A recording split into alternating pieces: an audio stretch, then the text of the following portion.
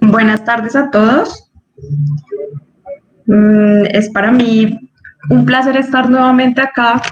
Muchas gracias por la invitación. Estamos entonces haciendo una especie de miniciclo de algunos aspectos importantes en la parte epidemiológica y más que en la parte epidemiológica, en la parte investigativa. Ya tuvimos pues la oportunidad de revisar anteriormente los tipos de estudio, hablamos un poco de los estudios cualitativos y los cuantitativos, hablamos de que en general en medicina se le da como muchísima relevancia pues a los estudios cuantitativos, pero uno de los mensajes principales era que los estudios cualitativos son igualmente útiles y que el diseño del estudio que yo quiera hacer obedece principalmente a la pregunta que como investigador tengo, y ni todos los números van a responder siempre todo, pero tampoco siempre el enfoque será cualitativo. Entonces ese fue un viaje que hicimos inicialmente, teniendo, digamos, como eje principal esos tipos de diversos de estudios con los que contamos. Hoy vamos entonces a tocar una parte que también atañe a estos dos tipos de estudios, que tiene que ver con el muestreo y el sesgo. Entonces, sin más preámbulos, vamos a comenzar con los conceptos básicos. Entonces, ¿qué es la población? La población es el conjunto de personas u objetos de los que se desea conocer algo en una investigación. ¿Sí? Entonces quiere decir que es como un término general, o es una palabra que engloba un grupo de sujetos que tienen en común que van a responder una pregunta de investigación hecha pues por el investigador, o sea, por cada uno de ustedes. Y una muestra entonces sería un subconjunto, o sea, una parte de esa población en la que se va a llevar a cabo la investigación. ¿Sí? Entonces, ¿por qué es relevante esto? Pues porque para la mayoría de preguntas de investigación, no solo en medicina, sino en distintos campos, mercadotecnia, mercadeo, psicología y demás, no va a ser posible por cuestiones de costo o de metodología, pues tener, digamos, datos de absolutamente todos los participantes de mi población, ¿sí? Entonces, el muestreo es el método que se utiliza para seleccionar esos componentes de la población, ¿sí? Entonces, ¿qué es importante tener presente? Que la forma como yo voy a seleccionar esa muestra va a depender de mi pregunta, ¿sí? O sea, yo no siempre voy a tener, digamos, que hacer uso del azar, y eso lo vamos a explicar más adelante. Y no necesariamente siempre la idea de la muestra es que represente absolutamente a toda la población. Entonces vamos a ver que hay, digamos, algunas excepciones a este tipo de norma, pero la muestra es entonces finalmente ese subconjunto o esa parte del universo donde yo voy a llevar a cabo mis pasos metodológicos, y a partir de lo cual voy a obtener conclusiones, hipótesis, bueno, todo lo que estuvimos ya hablando previamente. Porque es importante hacer un diseño muestral. Un diseño muestral es, digamos, un sinónimo de muestreo, y básicamente tiene que ver con que solamente me va a dar ventajas, ¿sí? Y es que yo puedo, acorde al tipo de estudio, escoger un diseño muestral que me permita saber cómo debe ser la forma adecuada, cuál debe ser el tamaño de esa muestra, me va a permitir optimizar mis recursos, ¿sí? Posiblemente uno de los recursos más importantes en investigación es el tiempo. Sí, entonces incluso cuando yo tengo escenarios donde hay bastante recurso económico, académico para investigar, muchas veces los resultados pues se requieren contratiempo. Y para no ir tan lejos, un ejemplo de esta situación es lo que estamos viviendo en la situación de pandemia, valga la redundancia. Y es porque a pesar de que hay muchos recursos, a pesar de que hay mucha, digamos, inversión en la parte económica, académica por parte de los países, es una carrera contra el tiempo. ¿Sí? Entonces, si yo quisiera, por ejemplo, responder una pregunta de investigación en este ámbito, no puedo echar mano absolutamente de todos los casos. Y efectivamente lo que se ha hecho, los estudios que han empezado pues a salir en las distintas publicaciones, se utilizan pues en poblaciones que pretenden representar el grueso del universo de casos de COVID. Hacer un buen diseño muestral me va a permitir profundizar en determinadas variables. O sea, si yo conozco la muestra, puedo tener, digamos, mucha más claridad de lo que quiero medir. ¿sí? Puede que no solamente en mi desenlace principal o desenlace primario, sino que va a poder medir otras cosas que me van a aportar información, que van a permitir recomendaciones para investigaciones futuras o incluso que puedan hacer que surjan nuevas hipótesis. Y finalmente voy a tener un mayor control del proceso de investigación. ¿Sí? Si yo sé cuál es la muestra, sé quiénes son los individuos que están, digamos, como candidatos a representar a una población o son mi grupo de interés, pues definitivamente voy a tener mucho más claro cómo desarrollar mis objetivos, cómo desarrollar mi metodología de investigación y en ese sentido, pues obtener conclusiones muchísimo más fiables y de mayor beneficio académico. Entonces, aquí estamos viendo que en general, desde el punto de vista epidemiológico, lo que estamos buscando es que haya una muestra pequeña que represente a una población mayor. ¿Sí? Esto, como dijimos, es la mayoría de los estudios, por ejemplo, cuantitativos.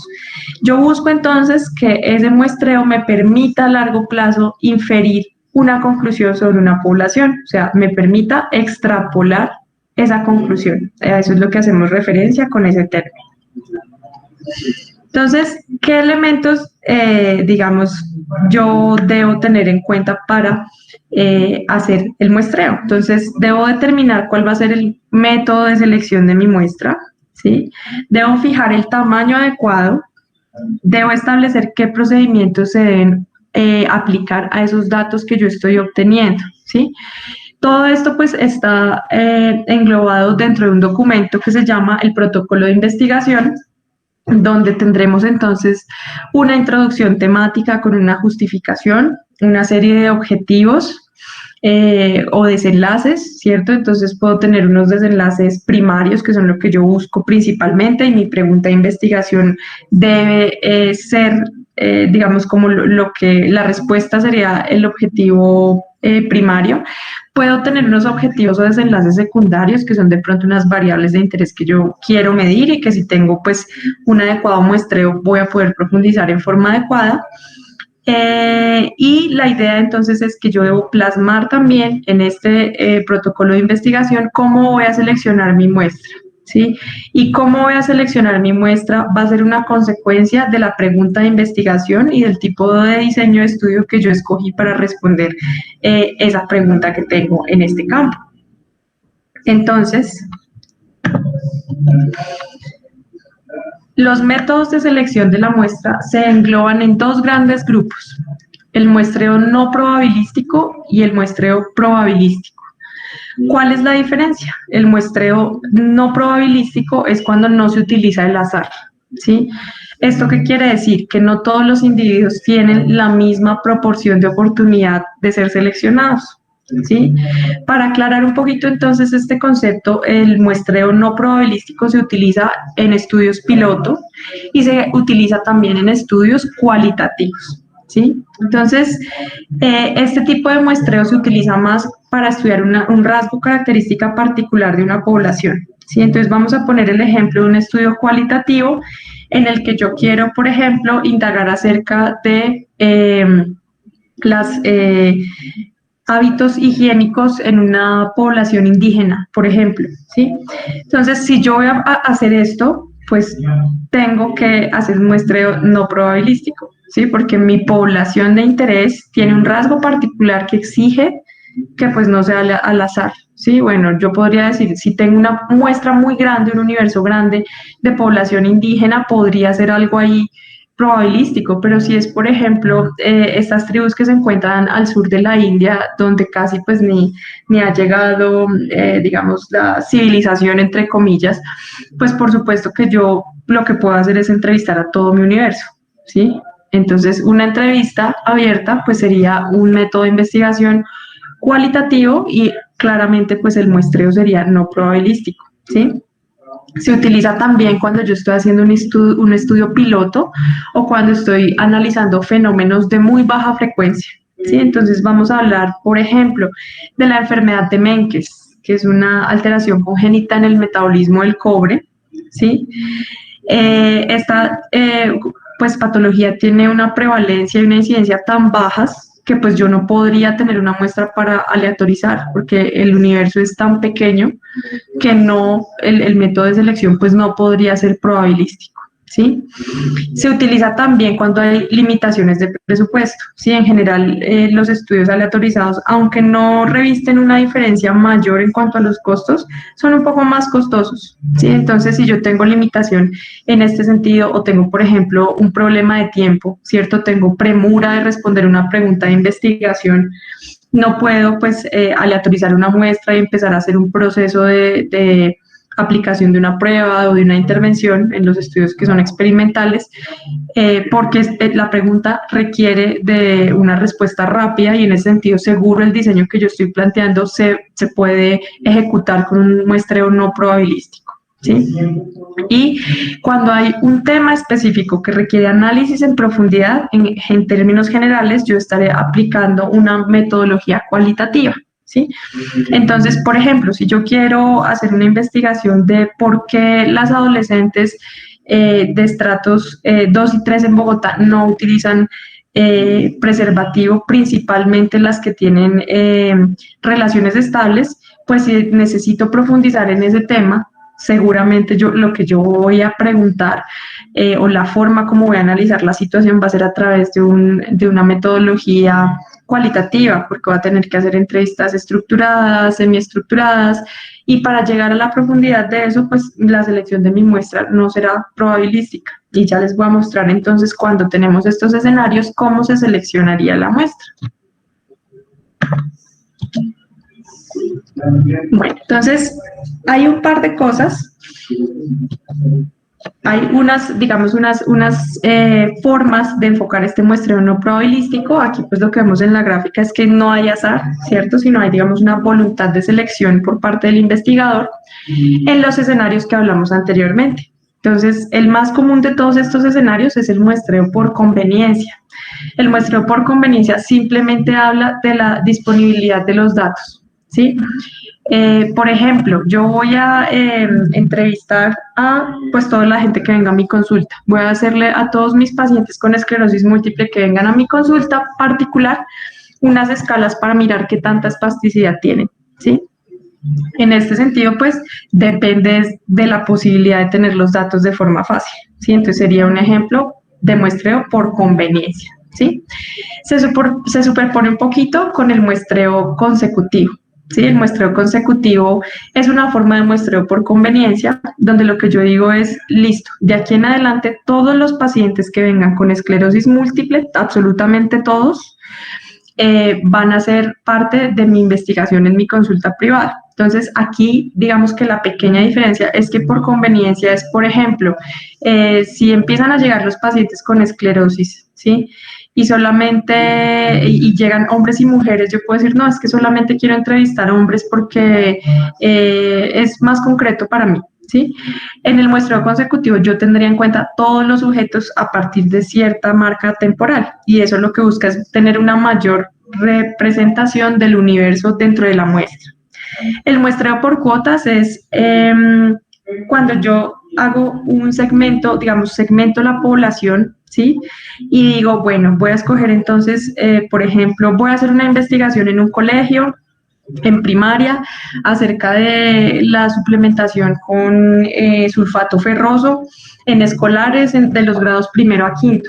Entonces yo lo que digo es, por ejemplo, en este caso voy a escoger niños que sean fáciles de acceder a su información, ¿sí? Entonces, por ejemplo, madres que sean de la escuela de padres del colegio, entonces esos van a ser los niños que voy a entrevistar, pero voy a escoger un número determinado de niños por cada grado, ¿sí? Entonces, por ejemplo, 5 niños por cada grado, 10 niños por cada grado. Entonces, estoy haciendo un muestreo que no es probabilístico, pero estoy, digamos, segmentando la población. Hay otro tipo de muestreo no probabilístico que se llama el muestreo en bola de nieve. Y el muestreo por bola de nieve o en bola de nieve es probablemente uno de los que menos representatividad da de la población general. Sin embargo, como les he dicho, esto no siempre es que sea deseable en la investigación, ¿sí? Entonces, por ejemplo, yo voy a hacer un estudio acerca de acerca de el nivel de estrés de las personas que se dedican a venta por catálogo, ¿sí? Entonces, por ejemplo, yo conozco una sola persona de mi entorno que hace ventas por catálogo. Entonces, lo que hago es que le pido a ella que me traiga más personas. ¿Sí? Entonces, le digo, bueno, tú conoces de pronto a alguien más que también esté haciendo venta por catálogo para aplicarle esta encuesta de ansiedad y depresión y así sucesivamente. ¿Sí? Entonces, como ustedes se dan cuenta, pues no representa, digamos, el universo de mujeres, pero en este caso un muestreo por bola de nieve es muy conveniente porque me va a permitir tener una muestra específica. Y el muestreo por intención hace referencia a cuando yo busco una característica particular en mi población. ¿Sí? Cuando, digamos, ese también puede ser el ejemplo de bola de nieve, también aplicaría el que les acabo de dar, y es cuando yo estoy buscando una cosa particular. ¿Sí? Entonces, por ejemplo, quiero indagar acerca de cuál es la prevalencia de obesidad en personas que hacen compras en el supermercado X. ¿Sí? Entonces, esa es, digamos, la forma como yo voy a separar la población ahí. Sí, es un método que es práctico. Digamos que las encuestas que se hacen en el mundo real utilizan el muestreo no probabilístico, entonces quiero que se imaginen todas aquellas veces que uno va por la calle y le hacen una encuesta, ¿sí? Entonces esto sí que es por conveniencia porque hay gente que no quiere participar o hay gente que es muy dada, digamos, a colaborar en este tipo de estudios. Entonces, el muestreo no probabilístico puede arrojar muy buenos resultados. Digamos que lo que tenemos nosotros que cambiar un poco el paradigma y ha sido mi invitación desde la charla anterior es que no solamente lo cuantitativo es bueno, sino que lo cualitativo tiene un rigor científico también alto y que al aplicar y hacer preguntas de investigación que se responden a través de metodología cualitativa, tenemos una calidad altísima también en los resultados. Lo que pasa es que ambas técnicas buscan cosas diferentes. Es más rápido y es más rentable, obviamente, porque el investigador conoce la muestra, ¿sí? Y en general, los pacientes están motivados a responder rápido, ¿sí? O las personas o el sujeto de estudio. Entonces, por ejemplo, cuando ustedes van en la calle y les hacen una encuesta, pues generalmente la eficiencia de responder es muchísimo mayor, ¿sí? Que cuando yo tengo una selección de personas al azar. En el otro escenario, ¿sí? Yo utilizo muestreo probabilístico cuando quiero reducir sesgos, ya ahorita vamos a pasar a esa parte, ¿sí? Entonces, cuando yo quiero reducir al mínimo el sesgo y cuando quiero que haya una representatividad de una población, entonces yo voy a buscar un muestreo probabilístico, ¿sí? Y el muestreo probabilístico, entonces, hace referencia a todos aquellos casos en que todos los individuos de mi universo, de mi población de estudio, tienen la misma posibilidad de ser escogidos dentro de la muestra. Entonces, ahí estamos hablando, pues, de aleatorizar. ¿Sí? La idea es crear una muestra precisa. Muestra precisa hace referencia a que esa subpoblación que yo estoy escogiendo represente muy bien las características de mi población o universo de estudio. Entonces, ¿cómo se hace? Pues ya sabemos que se hace a través de la aleatorización y que esto implica entonces que los individuos tengan la misma posibilidad de ser escogidos al azar, ¿sí? Antes se utilizaba, digamos, un método como de lotería, ¿sí? Entonces se les asigna a los sujetos un determinado número y se obtiene a través de métodos de balotas o de lotería la selección de la muestra. Hoy en día pues contamos con mucho software, incluso aplicaciones gratis en el celular que permiten hacer un muestreo probabilístico en forma incluso gratis. El aleatorio simple pues es el que nosotros conocemos, ¿sí? El de siempre, que consiste pues en una muestra de un universo, empezar a hacer esta selección a través de estas técnicas que les cuento, que pueden ser lotería o balotas o software o aplicaciones de celular, pero yo puedo hacer un muestreo probabilístico estratificado también. ¿Sí? Entonces, por ejemplo, quiero estratificarlos de acuerdo a la severidad de una patología. ¿Sí? Entonces, voy a necesitar que mi muestra tenga individuos, por ejemplo, vamos a hablar de enfermedad de Parkinson. Existe una clasificación que se llama la de Hoehn-Yahr de severidad, entonces yo voy a necesitar individuos de cada uno de estos estratos. ¿Sí? Entonces, esta sería, pues, digamos, una forma más de hacerlo. La de conglomerados es similar, digamos que es más de acuerdo a si son poblaciones que tienen como una subclasificación en base a a su severidad de enfermedad, como en el caso anterior, o si tienen, pues digamos, unas diferencias en cuanto a otro tipo de características, como por ejemplo escolaridad, hombre-mujer y demás.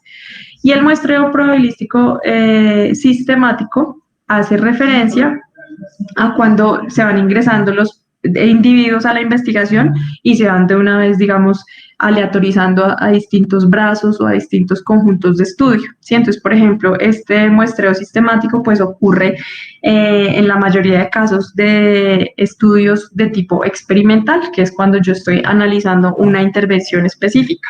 Entonces, estas son las formas como yo puedo hacer muestreo probabilístico. El más común, como les conté, es el aleatorio simple.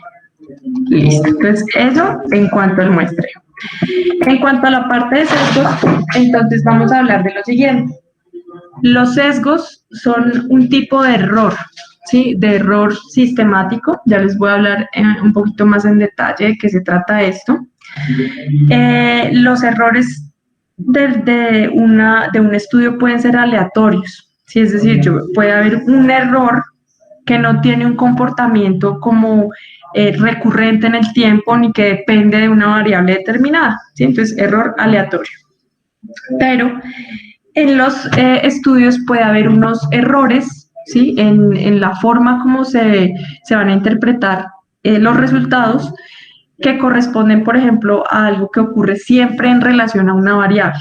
¿Sí? Entonces, estos errores que ocurren de esta manera se llaman errores sistemáticos y el sesgo es un tipo de error sistemático que va a afectar la validez interna de lo que yo estoy haciendo. ¿Sí? Entonces, en cuanto al concepto de validez, para aquí digamos, pequeño paréntesis, la validez interna, pues, es la posibilidad o la capacidad que tiene mi investigación de ser fiel al responder la pregunta en un modelo de causalidad. ¿Sí? Entonces, por ejemplo, tenemos una población de personas que hacen mucho ejercicio, ¿sí?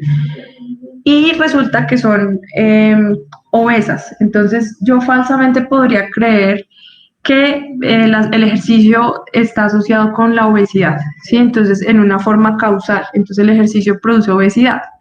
Pero, por ejemplo, lo que puede ocurrir es que haya un sesgo, ¿sí? Un error sistemático, y el error sería que los pacientes o las personas obesas se seleccionaron solo personas obesas para el estudio, entonces se les preguntó qué tanto ejercicio estaban haciendo, y en ese sentido entonces eso altera el flujo de causalidad de lo que yo estoy pensando, y eso sería la validez interna. La validez externa, digamos ya más como dato general para que ustedes lo tengan presente, es que yo pueda extrapolar lo que encontré en mi estudio, o sea, que las conclusiones yo las pueda llevar a la población, digamos, al universo del que partí. ¿Sí? Entonces, validez externa, validez interna. El sesgo, entonces, es un error sistemático, o sea, es algo que está ocurriendo permanentemente y que hace que se le quite la posibilidad de interpretar adecuadamente los resultados a mi estudio. Bueno, entonces, en ese sentido, pues el sesgo puede ocurrir en distintos momentos, ¿sí? El sesgo, y por eso es que el planteamiento de un trabajo de investigación a través de un protocolo, pues exige, digamos, un cuidado muy riguroso de una serie de factores que van a interferir o a intervenir en que mi estudio sea de calidad o no. Entonces, si yo estoy, por ejemplo, deseando seleccionar una muestra aleatoria, un sesgo de selección es que yo solamente selecciono a alguien con unas características particulares, ¿sí? O sea, no es representativo de mi universo, ¿sí? Entonces, en general hablamos de sesgos, pues cuando tenemos un muestreo probabilístico. Sí, entonces, como estamos viendo lo que ocurre, sí, y es que a esta persona le dicen, por ejemplo, que agarre, entre comillas, aleatoriamente un número de balotas, pero pues obviamente hay una intención de agarrar más balotas de color rojo que de color verde, ¿sí? Esto, por ejemplo, los sesgos de selección ocurren cuando hay estudios donde hay voluntarios, ¿sí? Entonces, por ejemplo, yo abro una convocatoria para, voy a estudiar depresión en un semestre en una universidad, ¿sí? En el semestre de medicina de la quinto semestre de la Universidad UTCA. Entonces mi convocatoria sería, bueno, pongo una ficha en la cartelera donde diga, invitamos a los estudiantes que quieran participar en un estudio sobre depresión, bueno, todas las cosas, y resulta que ahí estoy introduciendo un sesgo de selección. ¿Por qué? Porque los voluntarios muy seguramente van a tener mucha menos tasa de depresión que las personas que no van, ¿sí? Porque sabemos que la anedonia, la disminución en la voluntad de participación, hace parte, por ejemplo, de un cuadro depresivo. Entonces, si yo solamente hago que vayan voluntarios, pues de entrada estoy sesgando a la muestra que está participando, ¿sí? De igual manera, cuando se hacen invitaciones telefónicas, pues yo estoy haciendo un sesgo de selección. Entonces, les voy a dar un ejemplo de unas elecciones en Estados Unidos. No me acuerdo cuáles eran los candidatos ni el año, pero resulta que lo que ocurrió fue que hicieron una encuesta telefónica que daba por ganador a, al candidato, pues digamos, de la parte conservadora, ¿sí? En Estados Unidos, y ganaba, mejor dicho, con una ventaja gigante sobre el representante demócrata a la presidencia, ¿sí? ¿Qué ocurrió? Que ganó el demócrata. ¿Sí? ¿Por qué ocurrió esto? Pues porque resulta que en ese momento quienes tenían teléfono eran solamente las personas de estratos más privilegiados que claramente tienen una inclinación hacia el conservatismo en Estados Unidos, ¿sí? Entonces la encuesta pues no sirvió para nada porque se hizo un sesgo de selección a través de una invitación telefónica, ¿sí? Entonces estas son formas de sesgar la muestra desde el inicio, a través de la selección. ¿Sí? Entonces, aquí les voy a hablar de algunos sesgos específicos, principalmente se ven en el ámbito hospitalario, ¿sí? O en investigaciones en el ámbito clínico, ¿sí? Entonces, vamos a hablar en primer lugar de la falacia de Niemann. Bueno, la falacia de Niemann es un sesgo generalmente de prevalencia que ocurre cuando uno está estudiando una en la que hay muertes en forma prematura, ¿sí? Y esto ocurre pues porque al haber muertes en forma prematura, esos sujetos no van a ser parte de la población porque ya no están, ¿sí? Entonces, este es un sesgo común en enfermedades pues con una letalidad rápida, con alta letalidad, y entonces yo tengo que tener presente pues que si yo estoy estudiando una patología como por ejemplo ELA, estoy estudiando esclerosis lateral amiotrófica, que sabemos que en muchos casos pues tienen una mortalidad rápida en un término de unos 3 a 5 años. Entonces, si yo por ejemplo hago en este momento un estudio transversal en un hospital en relación a los pacientes con ELA y los factores de riesgo, por ejemplo, para bajo peso, pues estoy de pronto dejando de tener presentes algunos casos que pudieron ya haber fallecido y donde yo no estoy considerando pues la condición particular de estos pacientes, ¿sí? Esto también se llama un sesgo de supervivencia, pues porque solamente estoy teniendo presentes las personas que han sobrevivido a determinada condición y esto pues me está generando un sesgo importante. Tenemos el sesgo del trabajador sano, que es el que ustedes ven ahí de último, que consiste en que hay trabajadores que por el tipo de actividad física que desempeñan, gozan de mejor salud o de mejor condición física que otros trabajadores, ¿sí? Entonces, por ejemplo, si yo hago estudios en grupos de bomberos, hago estudios en personas de la defensa civil, tengo que tener eso presente, ¿sí? Que la condición física puede que haga que los resultados sean diferentes a como se deseara en una población general, ¿sí? Entonces, este pues es, digamos, el sesgo del trabajador sano. Entonces, esto es, digamos, por darles un par de ejemplos, ¿sí? Tenemos también sesgos de selección, de detección, perdón, o sesgos de diagnóstico, que tienen que ver con que cambien, por ejemplo, los criterios de diagnóstico de una patología, ¿sí? Entonces, yo estoy adelantando, por ejemplo, un estudio acerca de distonía, donde hay una serie de criterios que son del 2013, y resulta que en el tránsito de ese estudio, mientras se realiza, cambian los criterios. Entonces, eso pues va a afectar la prueba obviamente va a afectar la cantidad de la población que va a tener el diagnóstico según un set de criterios o según otro set de criterios, ¿sí? O, por ejemplo, patologías que ni siquiera se conocían. Entonces, hace un tiempo hay una entidad en neurología que se llama neuromielitis óptica y se consideraba una parte del espectro de la esclerosis múltiple. Hoy en día sabemos que pues no son la misma patología, que la neuromielitis óptica es una entidad totalmente diferente, pero si vemos los estudios de hace 25 años, pues los desenlaces de mortalidad seguramente eran más severos porque la neuromielitis óptica es una entidad mucho más agresiva, ¿sí? Entonces, esas son. Y el sesgo de Bergson corresponde a cuando yo hago un estudio en un hospital de casos y controles y los controles no son tan controles, pues porque son pacientes que también están hospitalizados por alguna razón.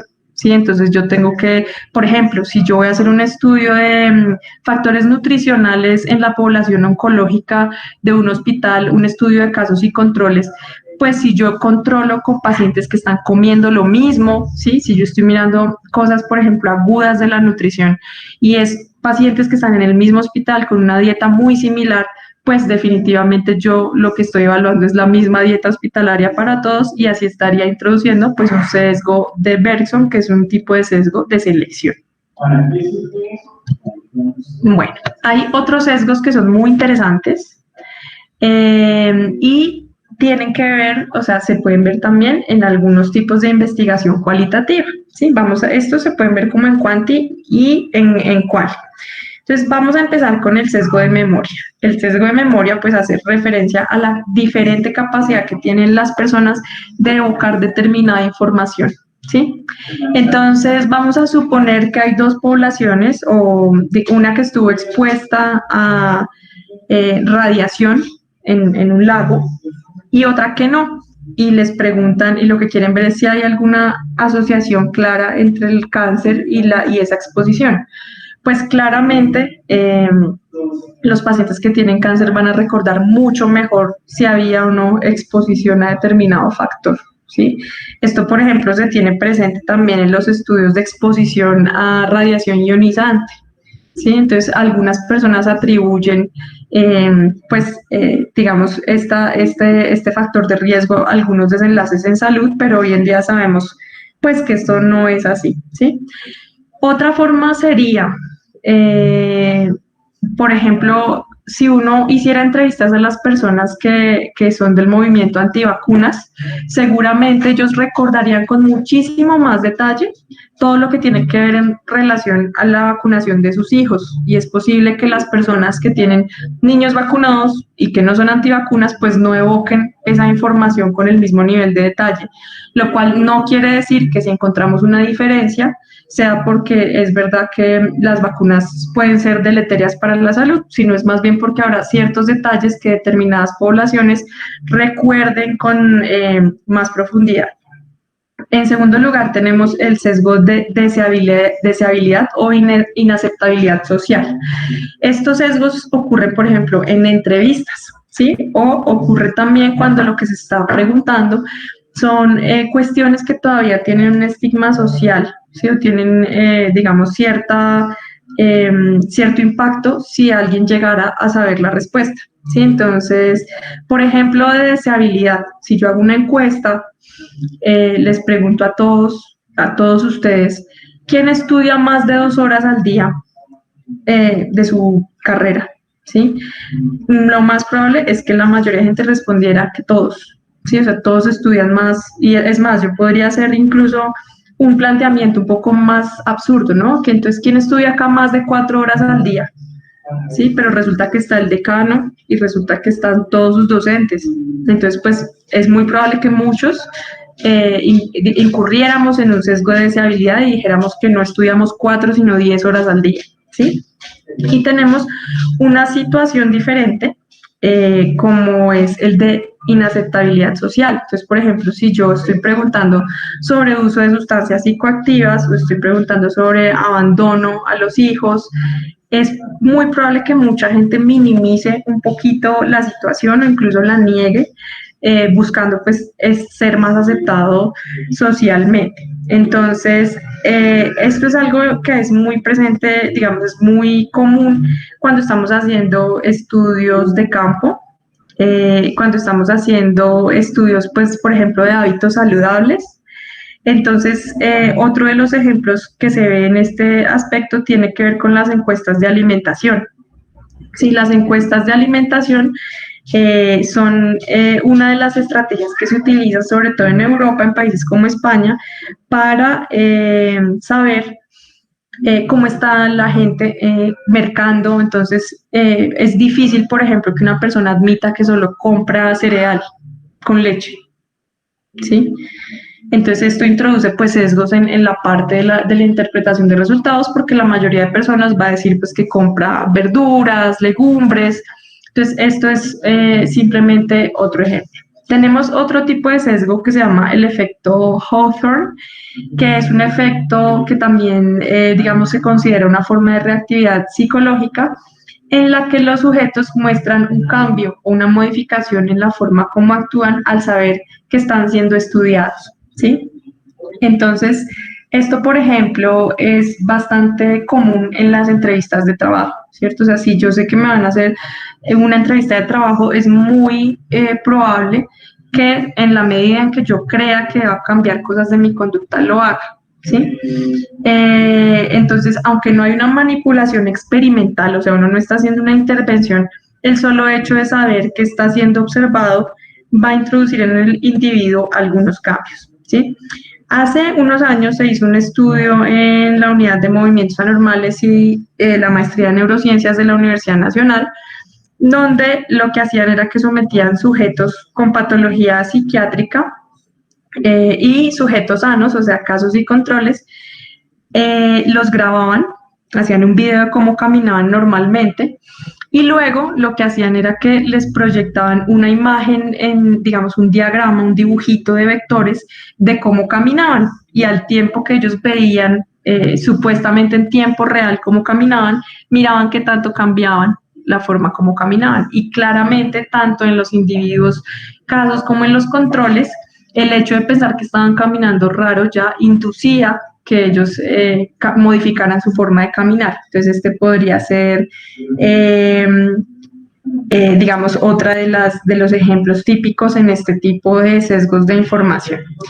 Tenemos el fenómeno de Will Rogers, que es cuando se mueve un elemento de un conjunto a otro, ¿sí?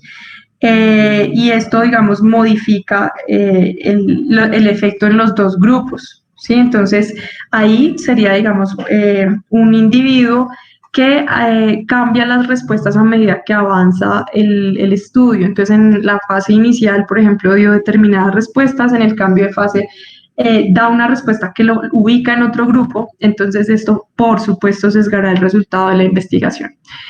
Y tenemos finalmente el sesgo del observador, ¿sí? Y es la subjetividad del investigador, ¿sí? Entonces, la subjetividad del investigador, un ejemplo claro es cuando hay que dar calificaciones apreciativas, ¿sí? O autoevaluación, ¿sí? Entonces, todos sabemos que las calificaciones apreciativas tienen un sesgo del observador, ¿sí? O sea, digamos que no hay unos parámetros objetivos para pensar que una calificación de este tipo va a ser totalmente fiel a los méritos, etcétera, porque este es un sesgo que está presente, es un sesgo del observador, ¿sí? Entonces, ¿cómo podemos evitar estos sesgos? Entonces, obviamente que cada caso de investigación es único y se contemplarán unas posibilidades de sesgo diferentes dependiendo de mi pregunta, dependiendo de cómo va a ser la metodología que voy a utilizar, del tipo de muestreo, ¿sí? Pero en general en los estudios cuantitativos, por ejemplo, en los estudios experimentales, una forma de reducir los sesgos es teniendo investigador ciego, ¿sí? Entonces nosotros podemos tener un estudio abierto, que es donde todos saben qué intervención se está haciendo, un estudio doble ciego, que es que ni el médico ni el paciente saben en qué intervención está cada uno. Tendríamos los estudios triple ciego, que son aquellos donde ni el investigador ni el médico, o sea, quien administra pues la intervención, ni el paciente o el participante saben en qué brazo están del estudio, si en el brazo de intervención, en el placebo, bueno, sí, digamos todos los brazos que pueda haber. Esto ayuda a disminuir pues el sesgo del observador, sí, entonces es una forma de alcanzar, pues digamos, este ideal en los estudios cuantitativos. En los cualitativos es mucho más difícil, ¿sí? O sea, digamos que los sesgos hacen parte de la metodología cualitativa, ¿sí? Entonces, es un tema que es, digamos, muy importante conocer, es un tema que digamos, hoy la idea era darles como un abrebocas para que ustedes se animen a empezar a hacer su investigación, que es exactamente el mismo mensaje principal que les di en la anterior conferencia, y recordar que juntos podemos crear conocimiento de calidad, ¿sí? Que la investigación totalmente a todas las profesiones y en medicina y en ciencias, que hacer investigación no siempre es caro. O sea, en estas dos conferencias les he podido hablar de muchos métodos y cosas que se pueden hacer, ¿cierto? Barreras por superar para lograr crear conocimiento entre todos. Y pues nada, con eso cierro mi mensaje del día de hoy. Me alegra mucho que me hayan acompañado. Y ya saben que pues la idea es que todos tenemos un investigador adentro y más si somos profesionales de la salud. Entonces, lo que necesiten quedo a sus órdenes y muchísimas gracias nuevamente por la invitación. Listo, doctora. Entonces tenemos varias preguntas en el chat. La primera es si puedes aclarar nuevamente en qué consiste el muestreo en bola de nieve, por favor. Listo, bueno, entonces el muestreo en bola de nieve es una técnica a través de la cual tú tienes una población de muestra inicial pequeña y a través de esos individuos de esa población atraes más individuos a tu estudio. ¿Sí? Entonces fue, por ejemplo, lo que les dije de una encuesta de salud de personas que hacen ventas por catálogo. Otro ejemplo podría ser un estudio de prevalencia de cefalea en personas que trabajan en un call center. Entonces, de pronto tú conoces una sola, pero la entrevistas y le dices, mira, me puedes referir a otras personas que vengan y quieran participar en el estudio. Entonces, es un método fácil, pero como les decía, probablemente es el que menos representatividad tiene, pues porque introduce un sesgo de selección desde el principio. Lo que pasa es que ese sesgo puede o no, digamos, ser deseable, entre comillas, en la medida de la pregunta de investigación que tengas. Entonces se llama bola de nieve porque tú tienes como unos pocos y esos van trayendo más, o sea, es como una pirámide, yo sé que suena chistoso, pero es como una pirámide, digamos, estos modelos, pero no de negocio, sino de aumentar una muestra para responder una pregunta o para realizar una investigación. Esa sería la mejor analogía que se me ocurre. Perfecto. Entonces la siguiente pregunta es, en un estudio cuantitativo, por ejemplo, en percepción del cáncer, ¿el muestreo sería netamente probabilístico, teniendo en cuenta que la muestra a investigar es bastante amplia, pacientes, familiares, personal médico, personas sin ninguna relación al cáncer, y su percepción puede ser tanto subjetiva como selectiva y temporal? O por otro lado, podría ser un muestreo probabilístico, ya que la población es heterogénea. Bueno, en los casos de estudios cualitativos, cuando tú lo que quieres es, digamos, tener mucha representatividad de tu universo, se utilizan unos muestros un muestreo que se llama el muestreo de extremos, ¿sí? ¿Por qué? Porque, por ejemplo, aleatorizar es algo que puede tomar tiempo y si son pacientes con cáncer es posible que tú quieras tener resultados rápidos, ¿sí? Para hacer intervenciones que cambien calidad de vida y demás. Entonces, en general, lo que tú buscas ahí es los extremos del estudio en distintos sentidos que tú como investigador te planteas, ¿sí? Entonces, por ejemplo, si tú vas a hacer un estudio que sea en cáncer, en la población general, puedes tener hombres y mujeres, puedes tener individuos de estratos sociales alto versus bajo o muy bajo, puedes tener de diferentes edades, ¿no? Entonces un individuo pediátrico, un individuo geriátrico, y la forma de saber cuando tu muestreo esté completo es, pues como yo les decía, en análisis cualitativos es diferente el análisis de la información, se hace a través de un proceso que se llama la saturación de la información, y es que existen softwares que te permiten saber procesar la información cualitativa que tú vas obteniendo, en este caso seguramente una entrevista abierta o una entrevista semiestructurada. Entonces tú introduces esos datos a este tipo de software, hay uno que se llama En Vivo, por ejemplo, y te va mostrando cuándo se satura la información, ¿sí? Entonces tú puedes, por ejemplo, hacer un muestreo de extremos, entonces empiezas con población, no sé, pediátrica y geriátrica, como te dije antes, y vas metiendo esta información y el software te avisa cuando ya se saturó, o sea, cuando ya tú no vas a encontrar información adicional nueva en tu muestra. ¿sí? Entonces, uno de los principales retos y planteamientos que son muy divergentes en la investigación quali versus la quanti es que en la quanti tú calculas la muestra de entrada, ¿sí? O sea, el protocolo de un estudio quanti no cambia, ¿sí? O sea, si tú cambias ese protocolo, dañaste tu estudio cuantitativo. En un estudio cualitativo es diferente, porque incluso los desenlaces pueden evolucionar en la medida en que tu información se satura.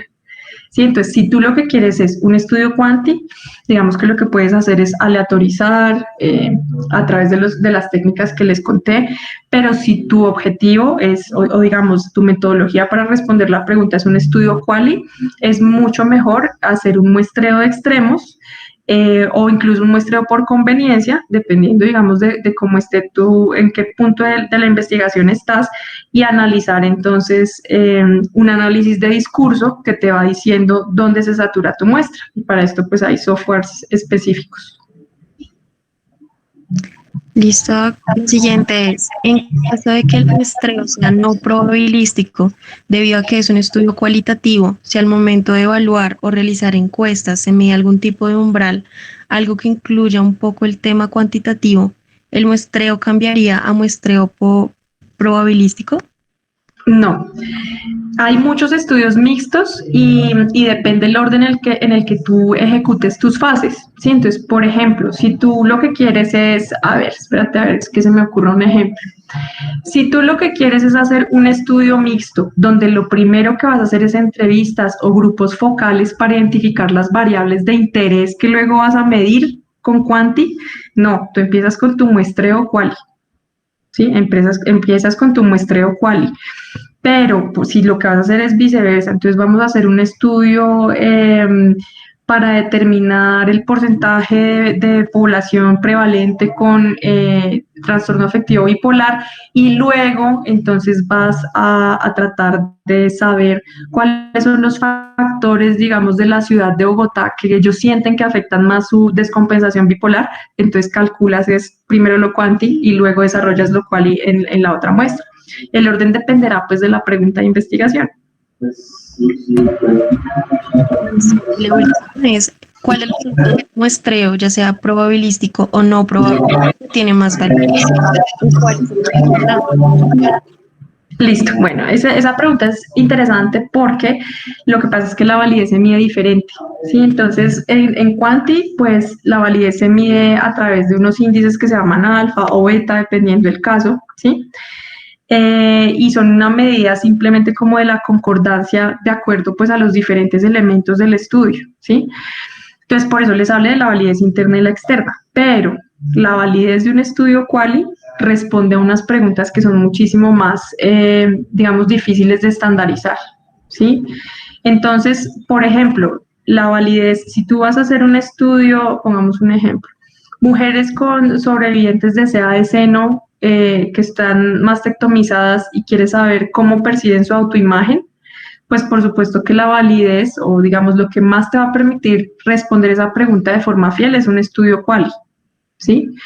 Pero si tú, por ejemplo, no vas a medir eso de esa manera, sino vamos a utilizar una escala de autopercepción, pues entonces ahí, digamos, lo haces quanti y ya tendrías que pensar en esos sesgos que estuvimos hablando a la hora de ejecutar lo quanti. Lo quanti representa un reto mayor en la eliminación de los sesgos, ¿sí? Porque como les decía, en lo quali, pues incluso el sesgo hace parte de la investigación en muchos aspectos, ¿sí? E incluso gran parte de lo quali lo que busca es establecer cuáles son esos sesgos y cuál es su influencia en los resultados que tú estás teniendo en la investigación en un grupo. Entonces recuerden siempre que no hay un método de investigación mejor que otro, ¿sí? Sino que diferentes preguntas requieren diferentes abordajes investigativos, ¿sí?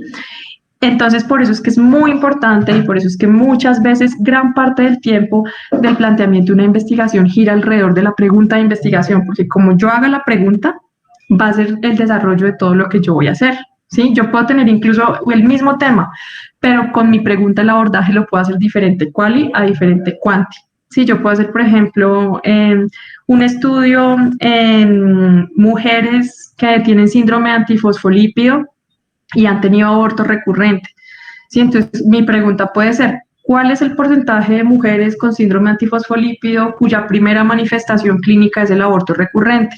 Entonces lo que yo hago es que miro cuál es la prevalencia en mi población general, calculo la muestra, ¿cierto? Que sea representativa de mi universo, y hago una aleatorización de estas personas para mirar en cuál ese ha sido el síntoma debut. Entonces puede ser, por ejemplo, de sí y no, simplemente, sí o no. Y entonces que sea, digamos, que la paciente nunca tenga contacto con el investigador, sino sea, por ejemplo, llenar una escala, bueno, 1000 cosas en la parte cuantitativa. Pero, ¿sí?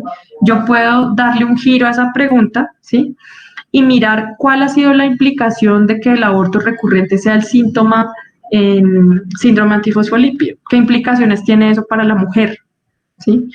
Y ahí, entonces, yo no voy a poder responder eso con una pregunta cuanti, con un estudio cuanti, sino que voy a tener es que preguntar cuál es su percepción, cómo se siente, cómo ha impactado eso en su vida, ¿sí? Entonces, son dos cosas bien distintas, pero lo ideal sería poder reconciliar esas dos partes y que nosotros empecemos a ver toda la investigación con otros ojos, ¿sí? No todas las respuestas están en lo cuantitativo, y eso es algo, por ejemplo, con lo que mi generación creció, ¿no? Entonces, como si no hay un estudio triple ciego aleatorizado multicéntrico prospectivo, entonces eso no sirve, ¿sí? O sea, pensar así no, sobre todo porque hay un sesgo que ocurre mucho en este tipo de estudios ideales, es un sesgo pues de selección y es el sesgo de superselección. Entonces es que yo selecciono tanto mi muestra que ya eso no es extrapolable. Sí, entonces voy a hacer un estudio en individuos con enfermedad de Parkinson, joven y YAR2, que estén tomando una dosis de levodopa máximo de 500 miligramos al día y estén haciendo ejercicio 15 minutos diarios. No, pues obviamente yo en la vida real rara vez me toparé pues con un paciente que tenga estas características. Entonces esa es otra forma, por ejemplo, de inducir sesgos, y esa es una gran crítica a la medicina basada en la evidencia, porque finalmente toda esta evidencia matemática se ha construido bajo unos ideales de selección de población tan específicos que es difícil extrapolarlos. Sí, nomás hablemos del hecho de que aquí en Colombia no tenemos nuestros propios estudios en la mayoría de escenarios, sino que nosotros traemos todo lo que viene en población caucásica, en población asiática, y pues hombre, eso no lo podemos extrapolar porque pues seguramente nuestra parte genética metabólica es diferente, ¿sí? Y eso es algo que nosotros vemos en la práctica. Entonces, por ejemplo, en migraña se puede utilizar el topiramato como terapia preventiva. Las dosis que se utilizan en Estados Unidos están en promedio en los 200 miligramos, ¿sí? Yo aquí les cuento que rarísima vez he tenido que usar más de 50 miligramos en un paciente con migraña, ¿sí? E incluso cuando se incrementan, es mucho más frecuente encontrar los efectos secundarios del topiramato, ¿sí? Entonces, eso es, digamos, pensarlo también a que debemos crear conocimiento nosotros, ¿sí? A que la forma, o sea, ni siquiera lo cuantitativo siempre nos va a dar la respuesta, porque nosotros no tenemos estudios en nuestra población, y pues nosotros sí que somos una población bien particular a la hora de hablar de nuestras expresiones fenotípicas. Sí, entonces eso nomás ya nos da pie pues para todo un universo de investigación, y que para que lo que yo quiera preguntar, el enfoque que le dé, se vea reflejado en la metodología que yo escoja, incluyendo el muestreo y la forma como analizo los sesgos.